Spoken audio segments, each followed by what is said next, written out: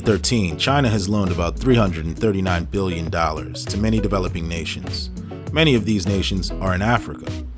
And due to the 2020 pandemic, many of those loans may soon be in default. Many African governments went to the Chinese for loans because China offered huge sums of cash and very little questions as to how such large sums of cash would be paid back. The real point to note is that many of these countries have to put up national infrastructure as collateral in obtaining these loans. Moreover, these loans come with high interest rates. As such, defaulting can have serious consequences. In September 2018, Zambia lost Lusaka International Airport to China due to defaulting on its debt repayments. At present, China holds over 70% of Djibouti's gross domestic product in debt. This effectively will create generations of debt holders, and the loan, if not repaid properly, could result in China taking over critical infrastructure in that country. China also persuaded Kenya to build a new 300-mile railway between Nairobi and the port city of Mombasa, which cost the nation about $4 billion rather than repairing an existing line that would have only have cost Kenya $1 billion. Thus, the Kenyan project became one of the most expensive rail projects in Africa. This left Kenya owing China $3.2 billion. Moreover, reports have stated that China could seize key Kenyan infrastructure, including the port of Mombasa, as well as the inland container depot in Nairobi, if the loan falls into default.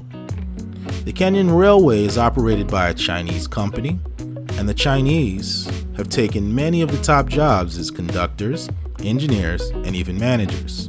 Chinese flags are also prominently displayed in every passenger car.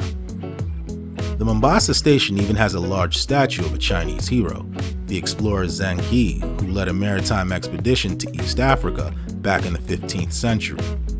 Currently, China is Africa's biggest creditor. By some estimates, China now holds more African debt than the World Bank. However, Chinese loans differ in that Chinese institutions offer fewer grants, shorter repayment times, and higher interest rates. China has long been a recipient of criticism in its lending practices, most notably from America. African countries have taken a disproportionate hit due to plummeting oil and commodity prices coupled with weaker currencies, which ramp up external debt servicing costs. With African nations already falling into what some analysts have described as debt traps, it's important for Africa to borrow smart and pay back quickly in order to maintain their political and economic independence. Any sovereign nation has two levels of independence, economic and political, and a debtor nation may oftentimes lose both if they're not careful. Such was the case with Greece. If African nations do not tread carefully, they may end up in the same situation that saw Greece enmeshed in problematic debt repayments that spanned almost 200 years and counting. These problems led to times where Greece lost both their economic and political independence. I'm your host, Ebube Okoli, and in this episode of Up Close and Center, we will explore African debt problems and how similar debt problems led to Greece losing their political independence as well as their economic independence, and what African nations can do to avoid such debt traps. So what does it mean for a nation to have economic and political independence? Economic independence means that the nation has full control over its resources and full regulatory control over revenue-generating industries. Political independence means that each nation has direct control over their domestic and foreign legislative policy. To understand Greece's debt problems, we have to understand how it became an independent nation. For almost 400 years, Greece was controlled by the Ottoman Empire. In 1821, Greek rebels began a war for independence. This war ended in Greece's independence in the year 1830. However, in order to get this independence, Greece had to take heavy loans in 1824 and 1825, which it later defaulted on. These loans were the start of the end for Greek independence, as Greece was to be controlled externally for the next 150 years due to its inability to pay back these loans. By Greece's independence, the state owed several nations including Russia, Britain, and France. As such, these European powers controlled Greece and even appointed a German prince to run the country. Accordingly, with such an action, Greece lost their political independence. Furthermore, in order to ensure Greek cooperation with the new German prince, the European parties went a step further and set up and established their own political parties in Greece with the sole aim of maintaining pressure on the Greek politicians. Essentially, the Greeks had their choice of which nation, through their political party, would take turn ruling by proxy. Also, in 1832, Greece, once again, took out a loan to pay off the interest payments of its previous loan.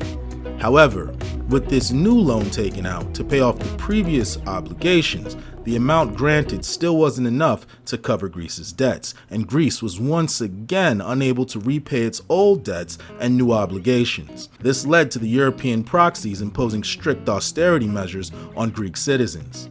As a remedial measure, the German prince decided to provide the downtrodden Greek peasantry governmental loans with a 3% down cash payment. This plan in theory sounded practical. However, the heavy taxation of the Greek citizens left the Greek citizenry with no real means of liquid capital to even afford the 3% down payment. Therefore, the Greek citizens ended up borrowing from wealthy private citizens, which happened to be the Greeks living in diaspora and the merchant class. Essentially, Greece had taken out loans to repay the previous loans it had taken out, and then Greece extended new loans to its citizens, who in turn had to take out their own private loans to get access to those government-funded loans. Finally, in 1843, this program simply fell apart. The German prince was then forced to declare Greece's default once again. Eventually, the German prince had fallen out of favor among Greek society and was eventually overthrown a decade later by a military coup. The European debt holders then appointed a new king from the European elite. George I, the 17-year-old Danish prince, was appointed to oversee Greece and its repayments. Despite all the hardship on the Greeks, the government of George was able to repay the 1832 debt. However, after paying off this debt, the European debt holders then insisted that George pay off the previous pre-independence loans of 1824 and 1825. Just as the European power brokers made this request, the long depression of the 1870s hit and the Greek economy took a nosedive. Greece wasn't prepared for the economic depression and once again defaulted on its current debt obligations in 1893. For those of you who are counting, and for those of you who have lost count, this was the third time Greece had defaulted since independence in 1830. At this point, Greece was only propped up solely due to its strategic importance to the Western European powers. Eventually, after some financial missteps by the Greeks, Greece had to surrender its economic independence, its economic sovereignty, its economic development, and fiscal authority to foreign supervision. The foreign supervisors included debt holders from various European nations. Those foreign debt holders set up a committee known as the International Financial Control Committee, or the IFC. The IFC controlled Greece's public finances. The IFC also oversaw the repayments for all Greek loans. The IFC promulgated the laws of control, which severely restricted Greece's infrastructure development, which hampered economic development, and the laws of control also removed the ability for the Greeks to collect custom duties from several major Greek ports, therein further stripping the nation of its economic independence. Since the IFC severely limited the amount of money Greece could spend on their infrastructure, the Greek nation faced a severe infrastructure deficit, which hampered the development of many industries. Thus, Greek self-sufficiency in certain sectors was non-existent. Even though such a situation was unbearable for the Greeks, the nation was largely powerless to stop the committee, and this was how the situation remained until the German occupation in 1942. However, by that point, foreign monetary supervision had become synonymous with the nation and its politics. Greece can be used as an example of what can happen when overborrowing with little concern as to how the money will be paid back is engaged in. As of the recording of this broadcast, Greece's total debt stands around 376 billion euros, which the nation owes to various European nations and banks. Today, many African nations are taking on large amounts of debt through loan agreements that these nations may find difficult to pay back, and these nations are risking losing their economic and political independence the same way as the Greeks. African nations owe China more than 140 billion US dollars.